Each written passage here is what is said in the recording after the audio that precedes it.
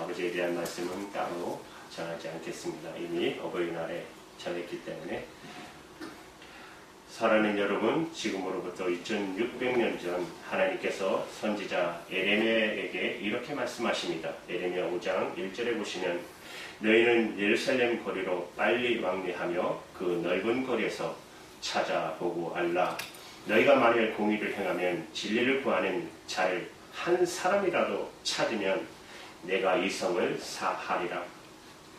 예루살렘은 당시 유다의 왕국 수도였어요.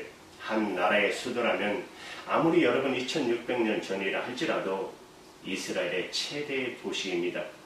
인구 또한 상당했을 것입니다.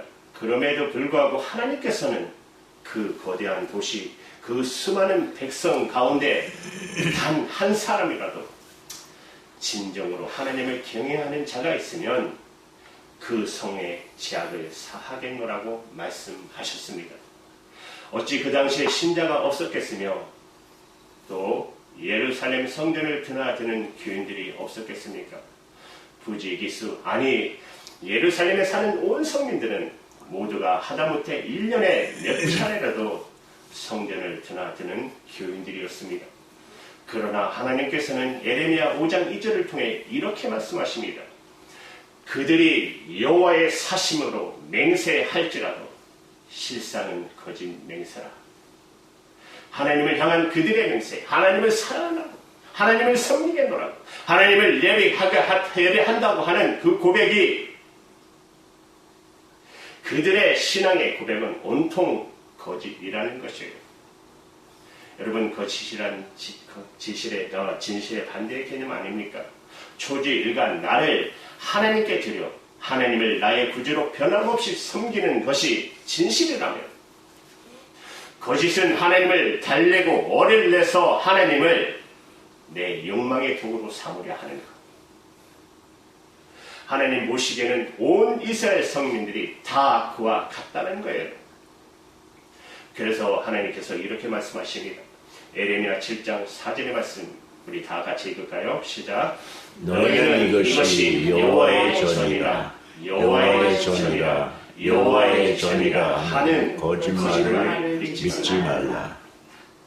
정말 예루살렘 성전이 여호와의 전인 줄 믿고 드나든다면 예루살렘 성전을 드나드는 횟수가 거듭될수록 그 백성들의 삶이 점점 더 진실하게 이루어져야 하지 않겠습니까? 그러나 여러분, 예루살렘의 성민들은 무수히 하나님의 성전을 드나들면서도 삶은 전혀 변화되지 않았습니다. 그것은 그들이 예루살렘의 성전은 하나님의 집이라는 사실을 믿지 않았다는 의미입니다. 그래서 그들이 예루살렘의 성전에 들어가서 한 일은 여호와 하나님을 만난 것이 아니라 하나님을 이용하여 이루기 원하는 자기의 욕심, 욕망을 채우는 것이 그들의 목적이었어요.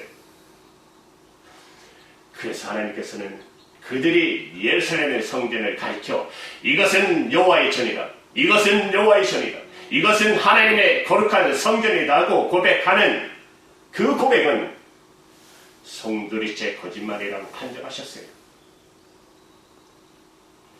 하나님을 믿는다면서 왜 인간들은 어리석게도 거짓 신앙으로 일관합니까? 왜 진정 하나님을 경외하는 삶을 길을 쫓지 못할까요? 여러분, 이유는 한 가지입니다. 자기 생명보다 자기 주머니, 그것이 권력의 주머니든 물질의 주머니든 아니면 명예의 주머니든 아무 상관없이 하나님보다 그것을 더 사랑하기 때문에 이미 주머니가 차 있음에도 불구하고 좀 더 채우기 위해 하나님 앞에 쉼없이 거짓된 삶을 사는 것. 그러나 여러분, 그것은 참으로 어리석은 짓입니다. 그러한 삶은 자기 주머니가 찢어지게 하여 속에 든 것마저 다 흘려버릴 뿐만 아니라 끝내는 자기의 생명마저도 해치고 마는 것입니다. 생명의 그릇인 하나님이 아니고서는 여러분, 우리의 생명을 영원토록 책임져 줄 그 어떤 사람도 없습니다.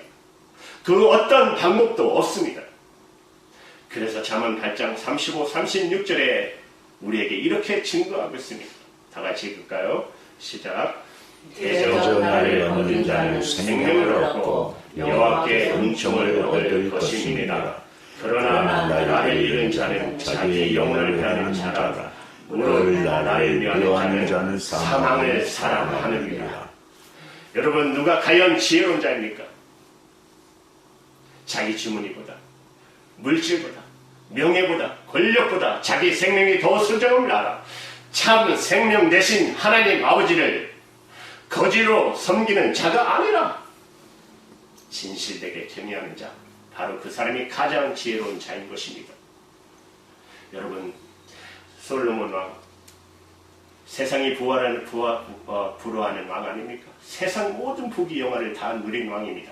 그런데 그 솔로몬이 3000년 전에 솔로몬의 지혜를 뭐라고 선포했습니까? 잠언 9장 10절의 말씀입니다. 여호와를 경외하는 것이 지혜의 근본이요 거룩한 자를 아는 것이 명철입니다. 이런 의미에서 2600년 전 에레미야 시대의 예루살렘 성민들은 어리석고 의둔하기 짝이 없는 자들이었습니다. 하나님께서 분명 단 한 사람이라도 하나님을 참되이 경외하는 자가 있으면 예루살렘 성을 용서하마 말씀하셨음에도 불구하고 여러분, 단 한 사람도 하나님을 참되게 경외하는 자가 없었다는 사실입니다. 그렇게 많은 남녀노소가 가릴 것 없이 너도 나도 욕망과 쾌락을 따라 살다가 결국 주전 586년 예루살렘의 멸망과 함께 모두 파멸해 버리고 말았습니다. 여러분, 또 지금으로부터 4000년 전 소돔과 고모라 여러분 아시잖아요. 하나님이 참되이 경외하는 자 의인 10명만 있으면 내가 멸하지 않겠다. 그런데 의인 10명이 없어서 멸망하고 말았습니다. 그렇게 교훈을 얻었다면 1400년이 지난 2600년 전 예루살렘에 여러분 단 한 사람의 진정한 신앙이 없어 파멸하고 말았던 것이에요. 그 교훈을 받았으면서도 1400년이라는 긴 세월에 불과하고도 그 1400년 동안 인간의 지식과 학문과 문명은 발달했음에도 불구하고 하나님을 향한 인간의 신앙은 오히려 더 퇴보했다라는 사실입니다. 그로부터 또 2600년이 지난 오늘 이 시대에 우리가 살고 있습니다. 2600년 전 사람들이 상상할 수 없을 정도로 과학과 문명과 사업은 끝없이 발전하고 있습니다. 그렇다면 하나님을 향한 우리의 신앙은 어떠합니까? 지식과 기술과 발달만큼 우리의 신앙도 향상하고 있을까요? 아니면 날로 퇴보하고 있을까요? 4000년 전 소돔과 고모라 사람들에 비해 2600년 전 예루살렘의 교인들과 비하 우리에게는 어떤 차이점이 있을까요? 아니면 그들의 어리석은 삶을 고스란히 답습하고 있을까요? 우리 자신들을 품하여 이 땅의 그리스도인들, 우리들은, 인간들은 자기 자신이 다 다니는 교회 당을 가리켜 이것은 하나님의 전이라 말할 때 우리 자매는 기도하셨잖아요. 하나님께서 그 말을 수긍하실까요? 아니면 너희는 이것이 여호와의 전이다, 하나님의 전이다, 하나님의 전이다 하는 거짓말을 믿지 말라 하실까요?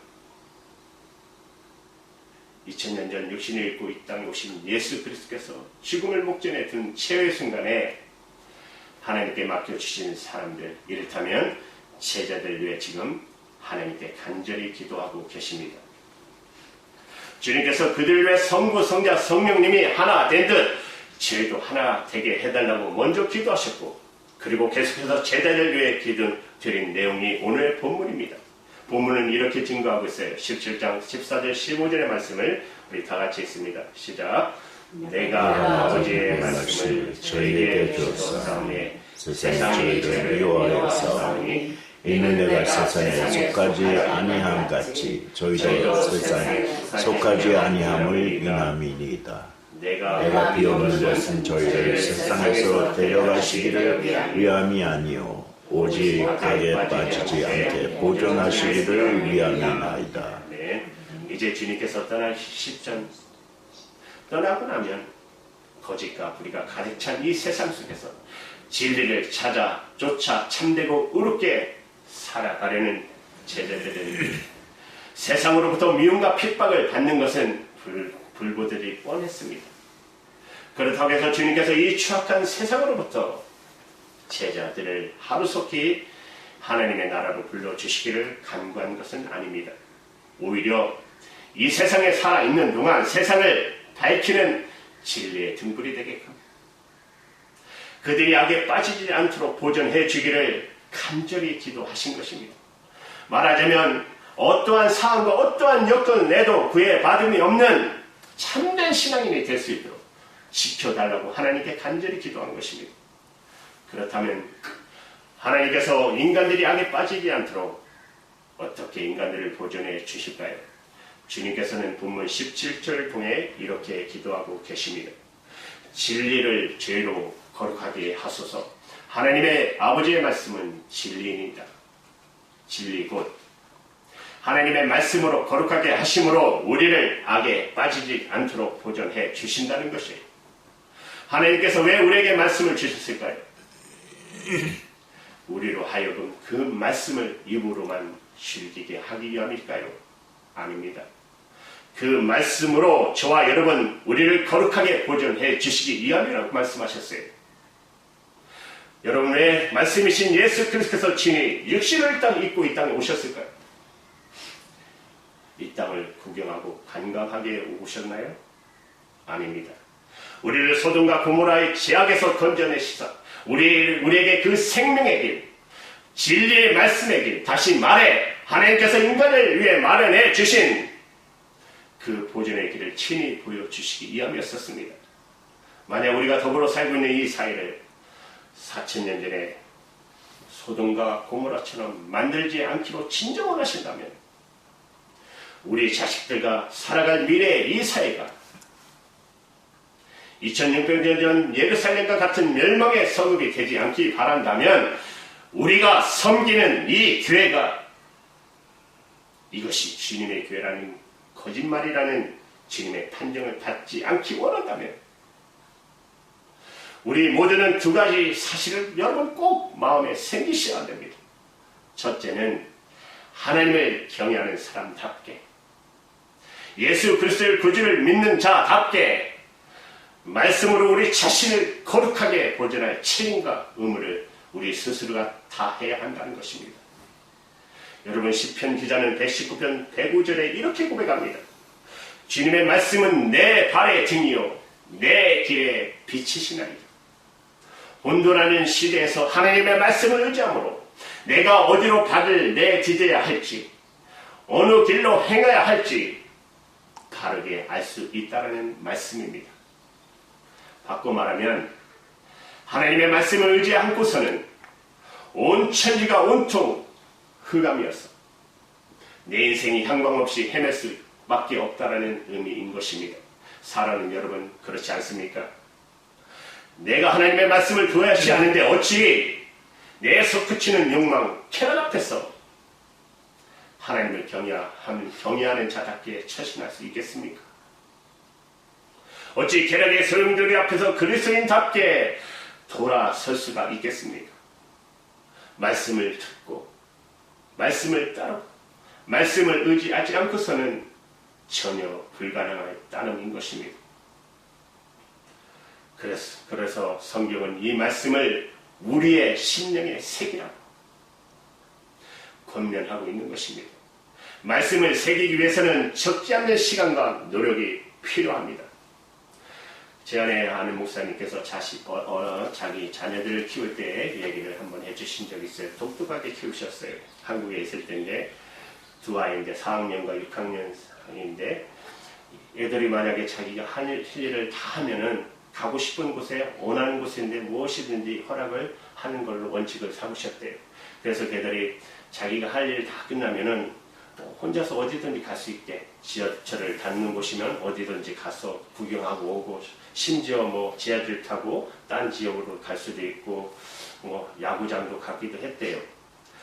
그런데 또 하나의 원칙을 세운 것이 만약에 예절 교실을 잘 시키셨대요. 목사님이 밥 먹는 거, 글씨 쓰는 거, 말하는 거. 근데요, 어느 날 이제 애가 밥을 먹다 흘렸나 봐요. 그 목사님이 교육을 시켰더니만 그 아들, 큰 아들이 참 아빠 이상해요.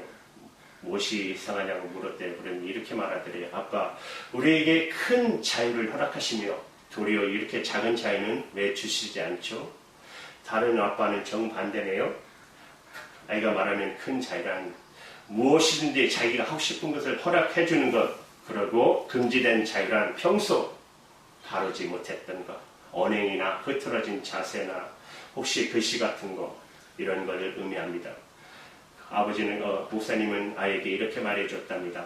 아빠가 너희들에게 큰 자유를 준 것은 그것이 너희들이 세계와 관련이 되어 있기 때문에 사람들은 절대로 우물한 개구리가 되어서는 안 돼.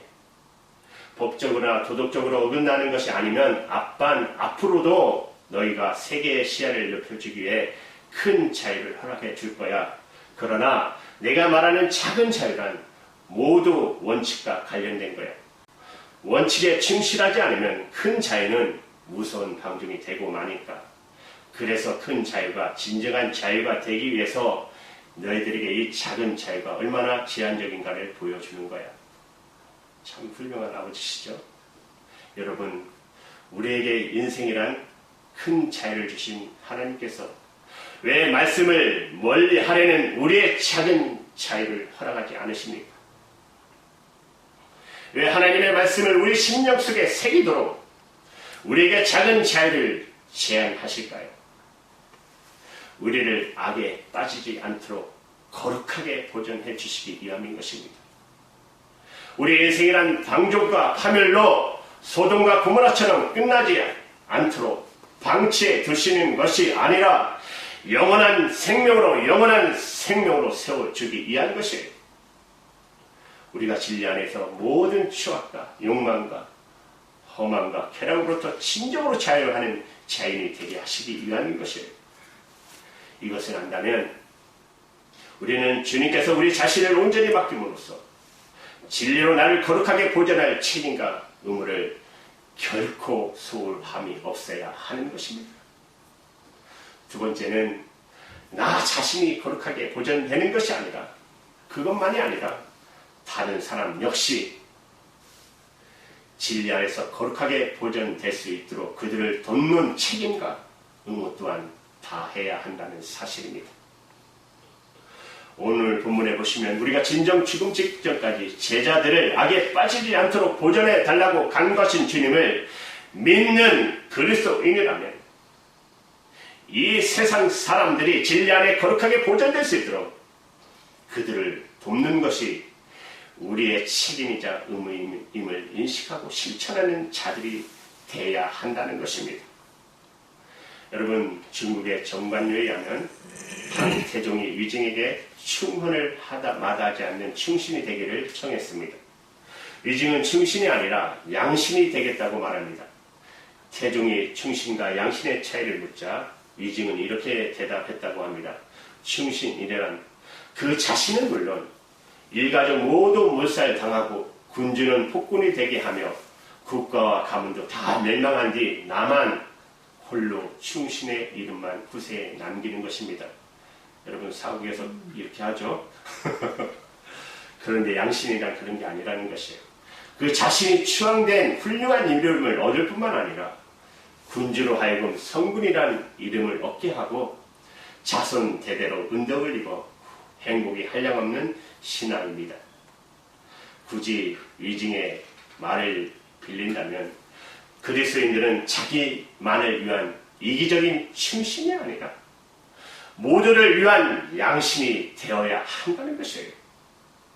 불의와 거짓에 사로잡혀가는 사람들의 잘못을 직시하고 지적한다면 그들의 허물을 배경삼아 나 홀로 동독 도약 청청 내 이름만을 높이기를 위함이라면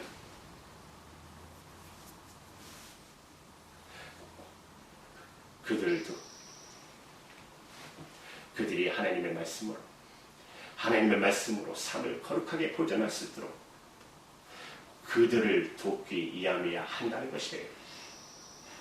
그러기 위해서는 사람 앞에서 나의 이름이 아니라 하나님의 이름, 하나님의 거룩하신 이름을 나타내며 나의 말이 아니라 하나님의 말씀을 전하며 무엇보다도 주님처럼 그들을 위하여 간절히 기도하는 사람이 되어야 한다는 것입니다. 여러분, 신앙의 성숙은 나의 기도가 나 자신, 나의 가족을 뛰어넘는 것부터 시작되는 것입니다. 여러분, 제가 요새 시청하는 재밌게 보는 프로그램이 하나 있습니다. 강철부대 보셨나요? 지금 여기 TV조선에서 하는데 아주 재밌어요. 군대 갔다 왔으니까 보니까 더 재밌어요.